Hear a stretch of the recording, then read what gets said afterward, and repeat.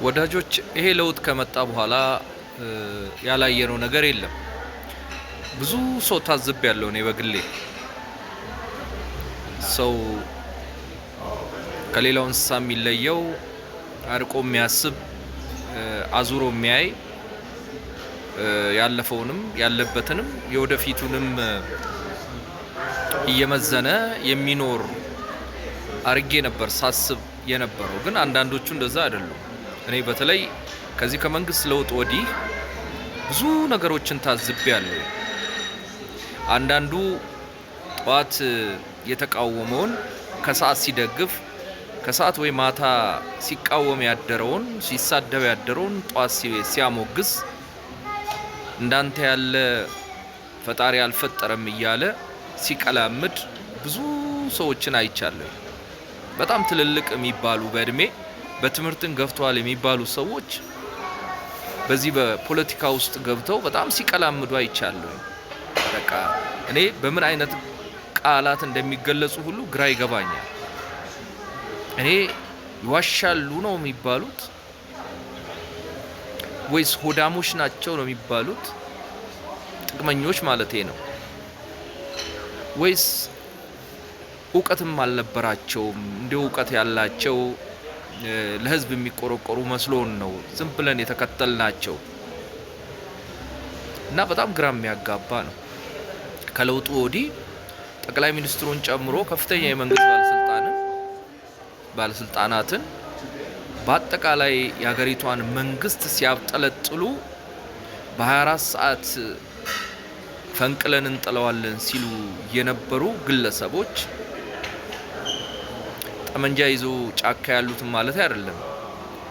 የፌስቡክ እና የዩቲዩብ እና የቲክቶክ አርበኞች ሸሽተውም ግማሹ አሜሪካ ሄደው አውሮፓ ሄደው ወይም ሚድል ኢስት ወይም ጎረቤት ሀገር ሄደው በማግስቱ ደግሞ ተመልሰው ጠቅላይ ሚኒስትር ሆይ አንተን የመሰለ ሰው የለም፣ እንዳንተ ጀግና የለም ብለው ሲቀላምዱ ስናይ በጣም ያሳፍራል፣ ያሳዝናል።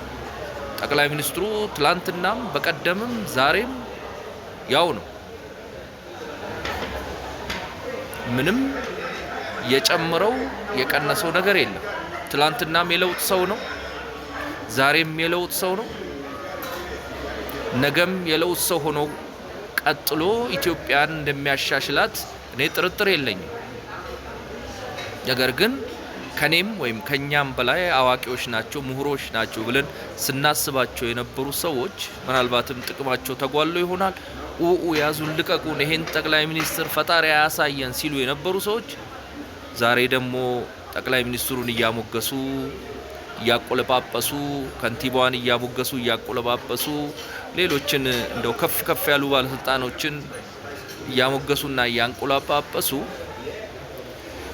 የሆነ ቡድንን የሆነ ክልል ህዝብን የሆነ ሰዎችን ታርጌት አድርገው ሲሳደቡ፣ ሲያናንቁ፣ ሲያጣጥሉ እያየን ነው።